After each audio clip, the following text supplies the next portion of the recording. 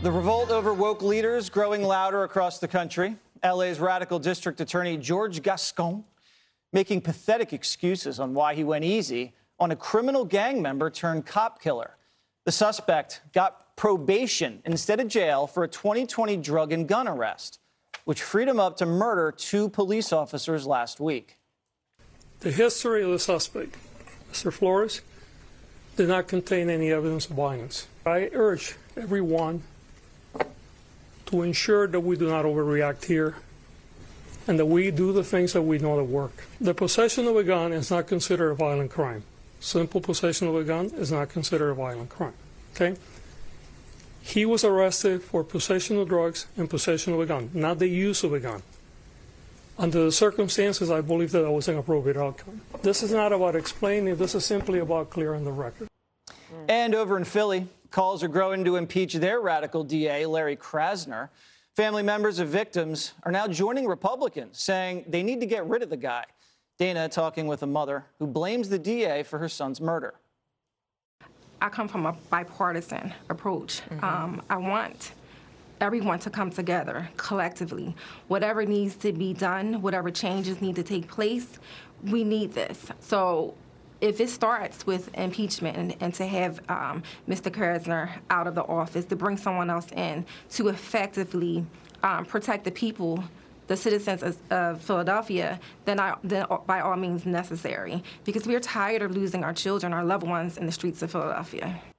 Was that an emotional interview for you? Of course, yes. I mean, so one of the things about that story is that her son was at the mall, and he was there to buy a new pair of pants. And he needed the new pair of pants because he was going to a job interview. And so he was trying to do the right thing. That's terrible. Right? And so he had his life together. He was on his way. And there is a suspect that was let go. And I think that one of the things interesting about this whole thing in Philadelphia, and let's put California in there as well as the recall, that in Philadelphia, some of the Democrats are saying, well, this is just a Republican-led effort, and dismissing it that way. But I think even though the Republicans in the state legislature had put it forward, what they've done is to allow the victims and the victims' families to be the ones that do the talking. So at the press conference, if you watch all of that, there's no Republican talking point that you can find in it. It is just the raw grief of parents and siblings, aunts and uncles, grandparents who are desperate for some sort of answer. And as you heard Nikisha say, it's not partisan for her.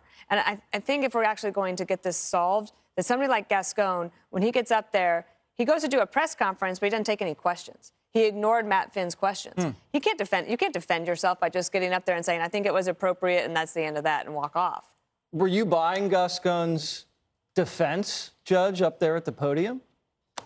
What do you think? Tell me why. What was he splitting hairs and dissembling over this charge? He and wasn't that charge? splitting hairs. The man's an idiot. This guy, Flores, is a career felon. Yep. He was a felon who, instead of being given prison time for the 3rd time, he's already served 2 prison terms. And understand, there's a difference between a prison term and a jail term. We're talking state time. All right, this guy is a gangbanger. He's a career criminal. He's spent most of his life committing crimes. And the amazing part of it is he's not only arrested with a gun, but a gun and ammunition. Okay, he wasn't using the gun. What was the ammo for? Was he going to sell it on a street corner? That is a dirtbag who belongs in jail. And it's Gascon's fault that he killed 2 cops. And I got news for you. They will lie to your face, these progressives, and tell you we've got to start with this social justice nonsense. Look, this is nothing new. We've known from the 90s there's only one way to keep us safe, and that's to put criminals in jail who look to harm us. That's why we had 3 strikes and you're out. And in Chicago, the latest is they don't want cops chasing criminals on foot. And Lori Lightfoot really wants you to believe that she's worried about the cops getting home safe. So don't you dare chase these dirtbags on foot. Do you understand what the strategy is if you don't want foot pursuits? I mean, you can't even do car pursuits in some precincts, and now they don't want you to chase on foot. What do you think is going to happen? I'm as confused as you are. The good thing about all of this is that voters will have an opportunity to weigh in here.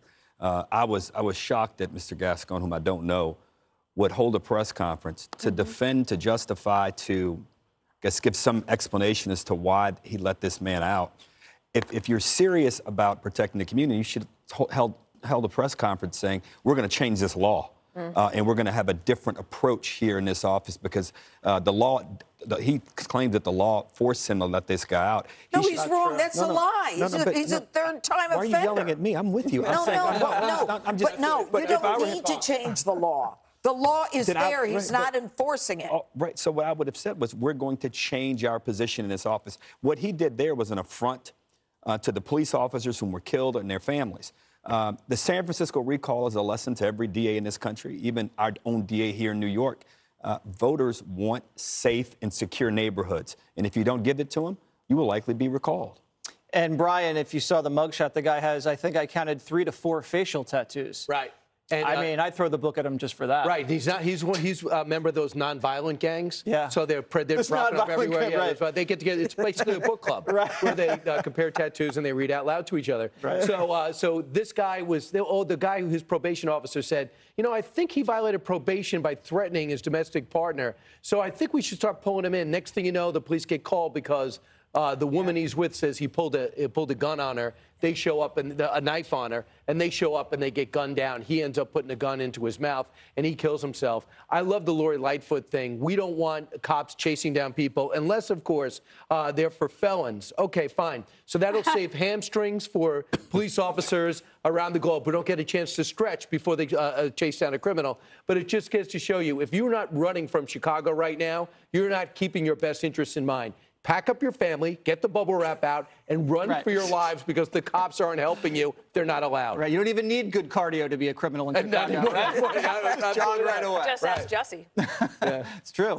Hi, everyone. I'm Brian Kilmeade. I want you to do me a favor. I want you to click to subscribe to the Fox News YouTube page. This is the only way that I know for sure that you're not going to miss any great commentary, any great news bites, any great interviews coming your way on Fox. You can get it all here on YouTube. So subscribe right now.